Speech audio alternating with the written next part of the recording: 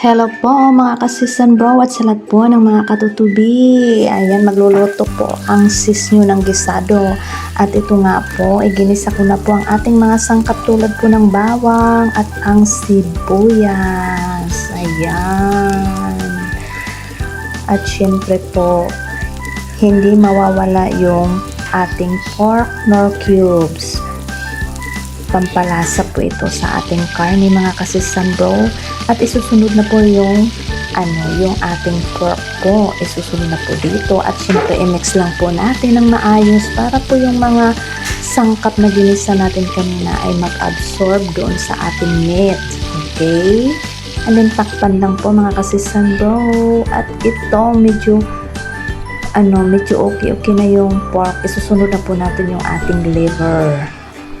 Yung pork liver po mga kasisan bro. At syempre i-mix lang po din natin ulit at saka po natin tatakpan. At ito naman po medyo na po siya, malambot na, kaya ilalagay na po natin yung ating patatas. Ayan, malapit na po siyang maluto at saka may kulang pa yung ating sauce po dito para sa gisado.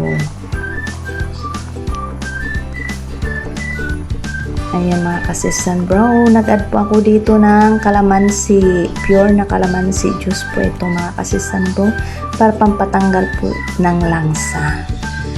Ayan, at ito na nga po yung ating gisado sauce, inilagay ko na po mga kasisan bro. At syempre, naglagay na rin po ako dito ng green peas, okay, and then yung ating pineapple tidbits, at ang liver spread. Hindi po mawawala yan sa gisado yung liver spread mga kasisan bro, kasi yan po ang pampalasa natin.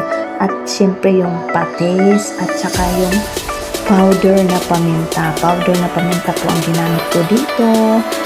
At yung ating bell pepper. Yan. O diba? I'm sure magugustuhan po ito ng ating mga anak. Ayan, ready na siya mga kasisan bro.